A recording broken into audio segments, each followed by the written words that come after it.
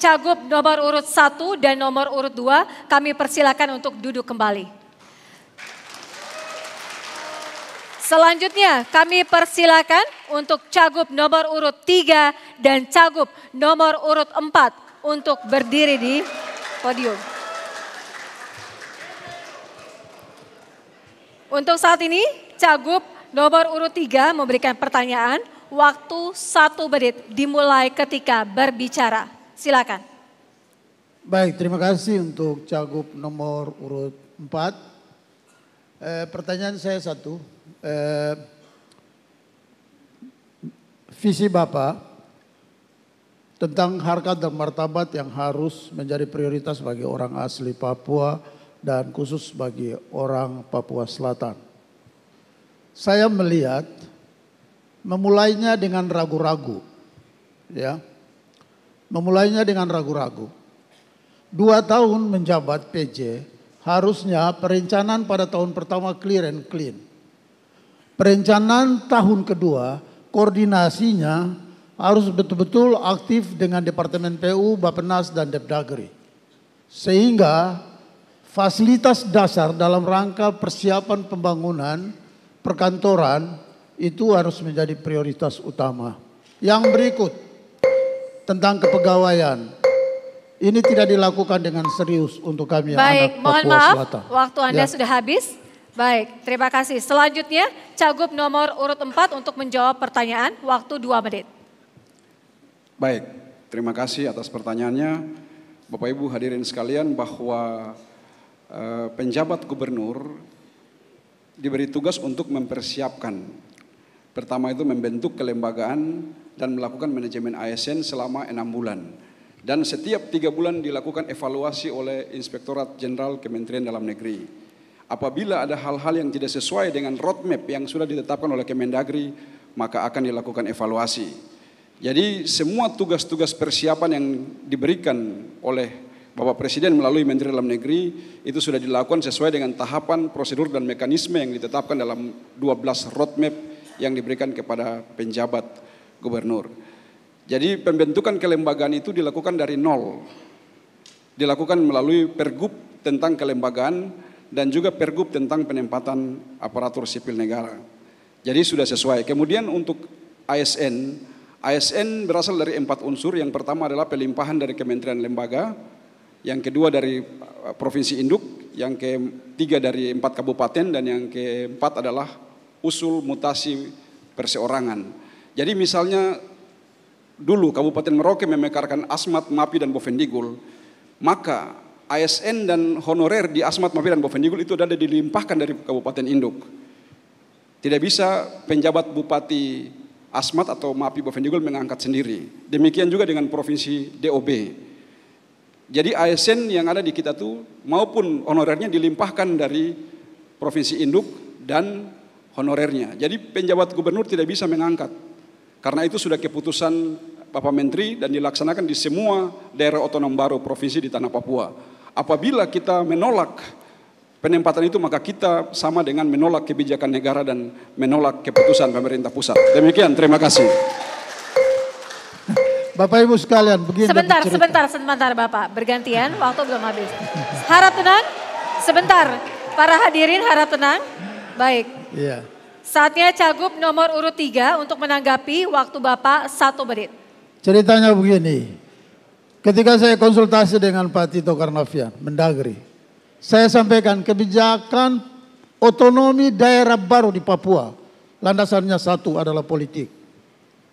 Khusus untuk daerah otonom baru, saya mendesak saat itu agar anak Papua Selatan diprioritaskan. Dan itu bisa dilakukan. Begitu. Saat itu Pak Mendagri sampaikan sama saya, silakan PJ dan para bupati datang dan ketemu kita. Bila perlu DPR dan semua ketua adat dibawa ke sini. Dan itu bisa dilakukan. Ini persoalan harga diri. Provinsi ini jadi salah satu cerita, kamu semua dengar. Salah satu cerita itu, anak selatan ini tidak pernah jadi pejabat di Papua. Begitu. Ini salah satu cerita. Tadi ada Kakak John hadir di sini. Itu ceritanya. Bapak Tiniap, Bapak Rumpombo, ini semua alasan kita. Mau tidak mau harus jadi milik orang selatan. Begitu. Baik, terima kasih. Silakan Cagup nomor urut 4 untuk menanggapi balik waktu 1 menit. Terima kasih bahwa penempatan ASN dan honorer hasil relokasi atau pelimpahan dari kementerian lembaga, dari provinsi induk, dari 4 kabupaten dalam cakupan wilayah Provinsi Papua Selatan sudah dilakukan sesuai dengan prosedur dan mekanisme peraturan perundang-undangan yang berlaku. Dan G4 DOB di Tanah Papua melakukan hal yang sama sesuai dengan arahan Bapak Wakil Presiden melalui Bapak Menteri Dalam Negeri. Untuk Papua Pegunungan itu mendapatkan 300, Papua Tengah mendapatkan 500 dan Papua Selatan mendapatkan 100. Dan sebagai gantinya Papua Selatan diberi kuota 1000 kuota aparatur sipil negara melalui tes CPNS. Demikian, terima kasih. Masih ada waktu? Ingin digunakan? Cukup. Cukup, baik. Terima kasih. Untuk sesi selanjutnya, Cagup nomor urut 4 untuk memberikan pertanyaan. Waktu 1 menit, silakan pertanyaan untuk Cagup nomor urut 3. Terima kasih atas waktunya. Bapak Cagup nomor urut 3, pembangunan pendidikan yang kita laksanakan di wilayah Provinsi Papua Selatan sudah cukup baik. Kami melihat pembangunan sarana prasarana pendidikan sudah cukup memadai walaupun masih banyak yang harus kita tingkatkan. Demikian juga dengan tenaga pendidik maupun tenaga kependidikan yang cukup dalam kuantitas maupun kualitasnya. Namun sejak tahun 2004 sampai tahun 2024 kita sudah 4 kali mengganti kurikulum, yaitu kurikulum KBK, kurikulum basis kompetensi, kurikulum tingkat satuan pendidikan atau KTSP, kurikulum 13 dan sekarang ini kurikulum Merdeka. Padahal kurikulum ini merupakan konten, substansi isi dari kualitas sumber daya lulusan kita. Menurut Bapak, apa perbedaan dari keempat kurikulum tersebut dan mana yang lebih baik yang cocok kita terapkan di Provinsi Papua Selatan? Terima kasih. Baik, terima kasih. Baik, terima kasih. Sebentar kita hentikan dulu sebentar. Selanjutnya Cagup nomor urut 3 untuk menjawab pertanyaan dari Cagup nomor urut 4, waktu 2 menit. Dasar perbedaan dari setiap kurikulum sebenarnya tergantung pada sistem dan aplikasi saja. Itu aja. Tapi pokoknya adalah proses belajar mengajar itu jalan. Saya punya pengalaman bagaimana menggalakkan pendidikan di sini. Bapak Ibu rakyat Merauke, MAPI, Asmat dan Bovendigul. Saya ingin beritahu malam ini bahwa saya pernah lakukan kebijakan untuk bagaimana guru-guru dikasih uang tambahan di luar dari tunjangan dan gaji. Di pedalaman saya kasih 5 juta, paling pedalaman saya pakai sistem ring. Di kecamatan saya kasih 3 juta. Di sini saya kasih 2 juta. Hanya untuk proses belajar mengajar dapat berjalan.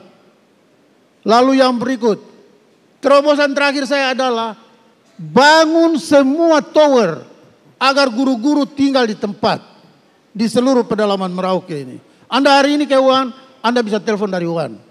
Anda hari ini ke Selil, Anda bisa telepon dari Selil. Anda hari ini ke Ngguti, Anda bisa telepon dari sana. Hanya untuk proses belajar mengajar jalan. Untuk perumahan, saya pernah lakukan kebijakan untuk para guru.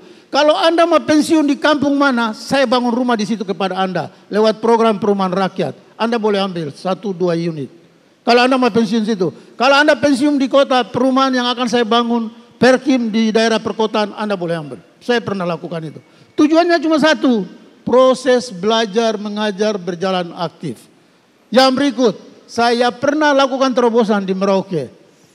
275 anak kelas 4 SD orang asli Papua di seluruh pedalaman Merauke. Saya kirim sekolah Eksata bersama Surya Institute dengan Profesor Surya. Hari ini kalau Anda ke Kaptel, Anda lihat ada dokter orang marin hidung panjang, itu hasil dari Romanus Baraka. Kalau ada pilot yang terbang dengan batik, itu hasil dari saya. Baik, waktu sudah habis. Terima kasih. Selanjutnya kita dengarkan Cagup nomor urut 4 untuk menanggapi waktu 1 menit. Baik, terima kasih. Jadi kurikulum yang isinya adalah materi pembelajaran, media-media pembelajaran dan metode-metode pembelajaran itu sangat menentukan kualitas dari lulusan kita.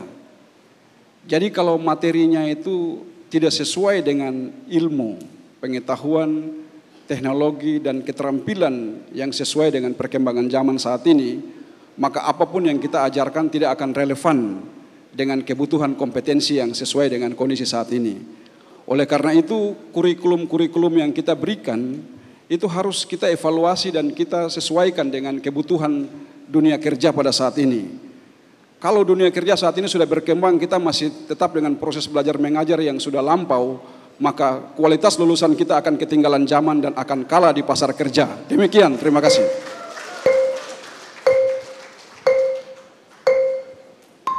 Baik, terima kasih. Selanjutnya Cagup nomor urut 3 untuk menanggapi waktu 1 menit. Bapak Ibu, saya kasih tahu kamu semua, kurikulum itu mah kurikulum apa saja. Kamu semua ini produk dari guru-guru yang buta. Begitu. Yang penting itu guru ada di tempat tugas. Dia mengajar. Itu aja. Ya. Biar SD-nya sudah jatuh. Saya punya kakak Stefo Hanua Tubun. Dia baru pulang dari Yani rumah. Di sana SD sudah rubuh, do masih tinggal di gereja. Gereja sudah miring. Orang tidak butuh kurikulum modern di situ. Yang penting bisa belajar. Saya, Ade Apollo, kita ini tidak dengan kurikulum modern. Ade Apollo bisa jadi insinyur, begitu. Ya. Besok Romanus Muyak terpilih. Saya beritahu Anda sekalian malam ini. Anak asli Papua saya akan kirim ke Israel untuk sekolah. Begitu. Saya pasti akan kirim. Karena saya punya jam terbang kirim anak-anak Papua ke sekolah. Begitu. Terima kasih, Tuhan memberkati.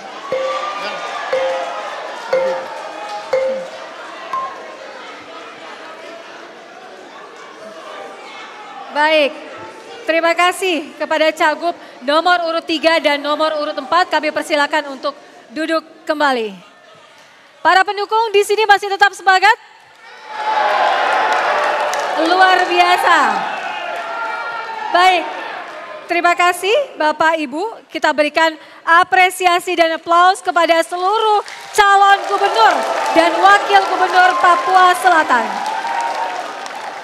Hadirin dan pemirsa, demikian sesi tanya jawab dan juga saling menanggapi dalam debat calon gubernur dan wakil gubernur Provinsi Papua Selatan. Pernyataan terakhir atau closing statement akan disampaikan para calon gubernur dan wakil gubernur Papua Selatan, akan kita saksikan usai jeda.